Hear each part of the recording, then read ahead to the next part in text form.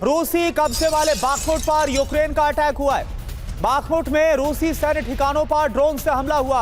Bakhmut में हमले के बाद कैंप में कैसे भीषण आग लग गई, ये देखिए आप।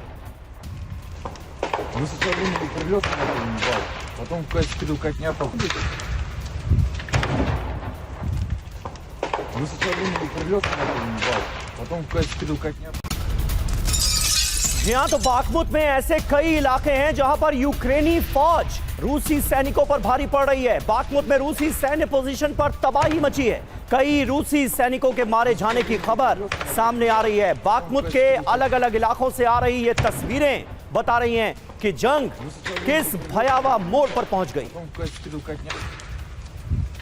और देखिए क्रीमिया पर किस तरह से एक और अटैक किया है यूक्रेन ने, ये आपको दिखा रहे हैं। क्रीमिया पर भी यूक्रेन ने किया है ड्रोन से हमला, ये देखिए आप। क्रीमिया में रूस के हथियार डिपो पर अटैक किया है। यूक्रेनी ड्रोन अटैक के बाद भीषण विस्फोट, बड़ा धमाका, और उस धमाके की तस्वीरें आप Бабах, ебаная тварь! Бам! Бам, бам, нахуй! Бам, бам, бам, бам! Бабах, ебаная тварь! Бам! Бам, бам, нахуй! Бам, бам, бам, бам! Бабах, ебаная тварь! Бам! Бам, бам, нахуй! Бам, бам, бам! और तो और हद तो ये हो गई कि पोक्रोवस्क में भी यूक्रेन एक बार फिर विनाशक प्रहार कर रहा है। जहां पिछले दिनों यूक्रेन के तमाम सैनिक हजारों की संख्या में बुरी तरह से घिर गए थे, रूस की सेना ने घेर लिया था, वहां पर भी अब यूक्रेन बड़े प्रहार कर रहा है। रूस के कब्जे वाले इलाके पर यूक्रेन ने देखिए कैसे बड़ा हमला किया है। यूक्रेनी ड्रोन अटैक को रूस ने नाकाम करने का दावा किया है। रूसी सेना ने यूक्रेनी ड्रोन को मार गिराया।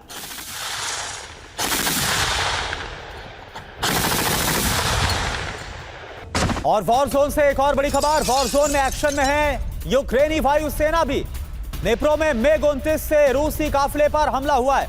तो ये देखिए आप, ना सिर्फ ग्राउंड फोर्स बल्कि जो यूक्रेनी एयरफोर्स है, यूक्रेन की वायुसेना, वो भी रूसी ठिकानों पर एक के बाद एक हमलों को अंजाम दे रही है। यानी कुल मिलाकर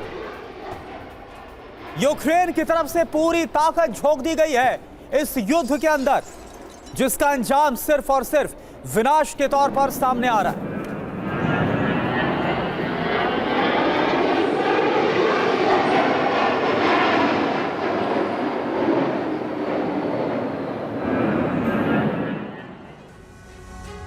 तो देखिए ज़ेलेंस्की की सेना ने कैसे रूस को दहला दिया है बड़े धमाके करके। बड़ी बात, यूक्रेन ने रूस पर 200 से ज्यादा ड्रोन अटैक किए हैं। रूस ने यूक्रेन के 150 ड्रोन्स को ध्वस्त किया। मॉस्को, बेलगोरोद, कजान और बाखमुट में जबरदस्त विध्वंस देखने को मिल रहा है। ऑयल डिपो, रिहायशी इमारतों को भी टारगेट किया गया है। कई ऑयल डिपो, एनर्जी इंफ्रास्ट्रक्चर्स को भी भारी नुकसान पहुंचा है।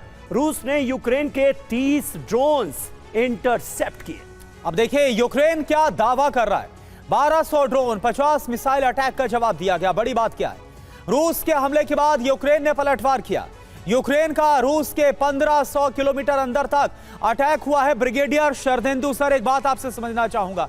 बीते 3-3.5 साल से हम देख रहे हैं कि जिन इलाकों में रूसी फोर्सेस ने कब्जा किया है, उन इलाकों को छुड़ा पाना यूक्रेन के लिए अभी तक इम्पॉसिबल साबित हुआ है। भले थोड़े बहुत इलाकों की अगर हम छोड़ दे तो पोक्रोवस्क पर कब्जे के बाद जिस तरह से हम देख रहे हैं कि एक बार फिर से यूक्रेन बहुत ज्यादा एग्रेसिव हो गया। हासिल क्या करना चाहते हैं ज़ेलेंस्की, क्या हो रहा है? देखिए, मेरा मानना है कि ये तैयारी है सीवियर विंटर सेट इन होने के पहले का जोर लगाया जा रहा है। और जो जिस तरीके से अटैक का पैटर्न उभर रहा है, ये सारी की सारी इंफॉर्मेशन, ये जो टारगेटिंग हो रही है कजान से लेके बेलगोरोद से ले तक, वो कहीं ना कहीं इंफॉर्मेशन शेयरिंग है। नाटो कंट्री का अमेरिका द्वारा इनपुट दिया जा रहा है। और जो ड्रोन लॉन्च किए जा रहे हैं वो यूक्रेन में बने हैं या फिर नाटो कंट्री द्वारा सप्लाई किए गए हैं। ये दिखाता है कि सीवियर विंटर सेट इन से पहले कितना डैमेज आप कर देते हैं, किस तरीके से आप रेजिस्टेंस देते हैं। लेकिन ये वार और पलटवार का दौर यहाँ रुकता हुआ नहीं दिखेगा। इवन जब सीवियर विंटर सेट इन भी हो जाएगी तो इस तरीके के डिस्टेंट बैटल चलते रहेंगे। देखिए रूस का एक आया है स्टेटमेंट कि दिसंबर तक कहीं ना कहीं वो कीव को सरेंडर करने के लिए मजबूर करेंगे। साथ में हमले ओडिशा लवीव पे भी जारी रहेंगे और जो 4 स्टेट पे उनका कब्जा है उस पे वो अपनी पोजीशन को कंसोलिडेट करेंगे। क्रीमिया से हमले जारी रहेंगे। तो जब सीवियर विंटर आ जाती तो कॉन्टैक्ट बैटल के बजाय इस तरीके के डिस्टेंस बैटल चलेंगे और साथ में अपने एयर डिफेंस को और पुख्ता किया जाएगा।